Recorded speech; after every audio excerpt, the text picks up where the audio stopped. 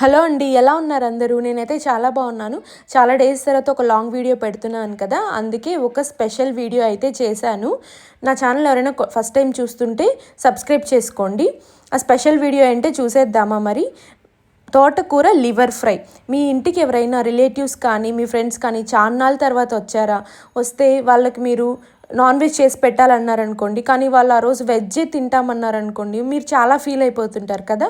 So అలా వాళ్ళు feel అవ్వకుండా మీరు ఫీల్ అవ్వకుండా ఉండాలంటే ఈ తోటకూర లివర్ ఫ్రై అయితే చేసి పెట్టండి. మీరు హ్యాపీ, వాళ్ళు హ్యాపీ.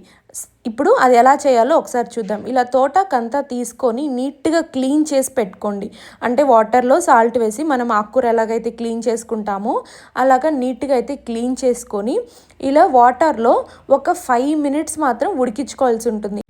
తోటాకుని మనం వెనకాల కాడలని కొంచెం కట్ చేసేసుకొని ఇలాగ 5 మినిట్స్ మాత్రమే బాయిల్ చేసుకుంటే సరిపోతుంది. ఇలా బాయిల్ అయిన తర్వాత మొత్తం తీసేసుకోండి. ఎలా అంటే మనకు వాటర్ అంతా వచ్చేసేయాలి. వాటర్ అంతా వడకట్టేలాగా తీసుకొని ఒక గిన్నెలో వేసేసుకోండి. ఇదంతా చల్లారిన తర్వాత వాటర్ అంతా పోయిన తర్వాత ఒక మిక్సీ జార్ తీసుకొని అందులో ఈ తోటకూర ఆకంతా వేసేసుకోండి. ఇలా వేసుకున్న తర్వాత అల్లం వెల్లుల్లి సన్నగా తరిగి పెట్టుకున్న అల్లం వెల్లుల్లి కూడా ఇందులో వేసేసుకోండి. ఒక 4 పచ్చిమిరపకాయలు కూడా వేసుకోండి. ఎక్కువ కారం అయితే కొంచెం తగ్గించైనా వేసుకోండి. 1/2 స్పూన్ జీలకర్ర ఇలా వేసుకొని ఇదైతే మిక్సీ పట్టేసుకోవాలి. ఫైన్ పేస్ట్ లాగా మనకు వచ్చేసేయాలి బాగా. ఇలా ఇక్కడ చూడండి, మనకు ఆకు మొత్తం బాగా పేస్ట్ లాగా వచ్చేస్తుంది. ఇలా పేస్ట్ లాగా వచ్చిన దానిలో ఇప్పుడు ఇది శనగపిండి యాడ్ చేసుకోవాల్సి ఉంటుంది. అంటే మనకు అవి పీసెస్గా వచ్చేదానికి మనకు శనగపిండి అయితే ఖచ్చితంగా యాడ్ చేసుకోవాలి. శనగపిండి వేసుకొని ఇలా కలుపుకోండి బాగా. అందులో ఒక 1/2 స్పూన్ సాల్ట్ కూడా వేసేసుకొని బాగా అయితే కలిపేసుకోవాలి. ఇలా కలుపుకున్న దాన్ని మనం ఆవిరికి ఉడికించుకోవాల్సి ఉంటుంది. నేనైతే ఇక్కడ ఇడ్లీ పాత్రలు ఉన్నాయి కదా, అవి తీసుకొని ఆ ప్లేట్స్లో ఆయిల్ రాసి అయితే నేను ఇలా ఇడ్లీలాగా పెట్టుకుంటున్నాను. మీరు ఇలా అయినా పెట్టుకోవచ్చు, లేదంటే మీ దగ్గర ఏదైనా బేకింగ్ ట్రేస్ ఉంటే అందులో వేసేసుకొని ఆవిరికైనా పెట్టి ఉడికించుకోవచ్చు. లేదంటే ఏదన్నా గిన్నె ఉన్నా కింద వాటర్ పోసి పెట్టేసుకొని ఇది ఇడ్లీ ఏదో ఒక గిన్నెలో పెట్టేసుకొని ఇలా ఉడికించుకోవచ్చు. ఇదైతే మాత్రం ఒక 1/2 అవర్ కానీ 40 మినిట్స్ అయితే ఖచ్చితంగా ఉడికించుకోవాల్సి ఉంటుంది.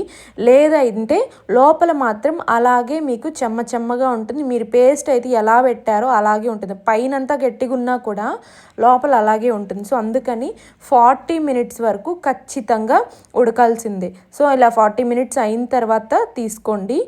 ఇది కూడా మీరు ఇడ్లీ ట్రేస్లో నుంచి తీయాలంటే బాగా చల్లారిన తర్వాత మాత్రమే తీయండి. చల్లారక ముందు తీస్తే అది మీకు అసలు సరిగానే రాదు. మీరు ఇడ్లీ పాత్రలో పెట్టినా లేదంటే మామూలు గిన్నెలో పెట్టినా కూడా బాగా చల్లారిన తర్వాత అయితే ఇలా తీసేసుకోండి. నేను ఇక్కడ బాగా చల్లారిన తర్వాత చూడండి ఇడ్లీలాగా వచ్చేసాయి కదా.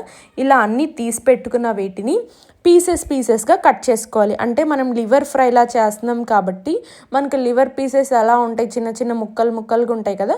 సో అలా ఆ ముక్కల కోసము నేను ఇలా ఇవన్నీ కట్ చేసి పెట్టుకుంటున్నాను.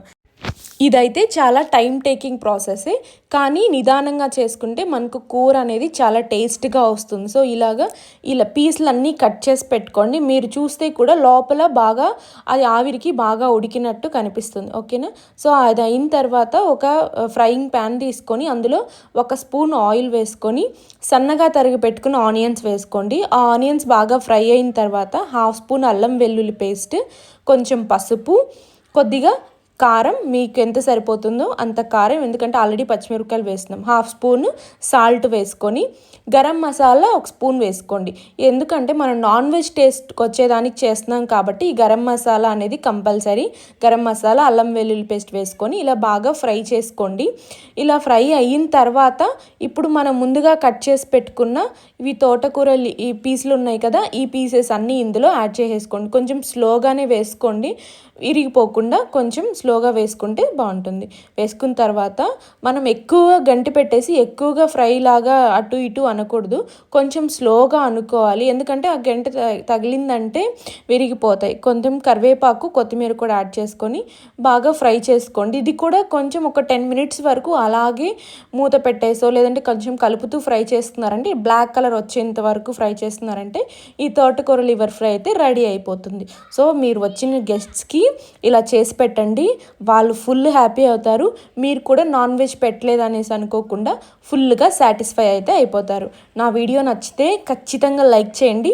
మీరైతే ఈ రెసిపీ అయితే ట్రై చేసి మీకు ఎలా వచ్చిందో నాకైతే ఖచ్చితంగా కమెంట్ చేయండి. మర్చిపోకుండా వీడియోనైతే లైక్ చేసేసండి.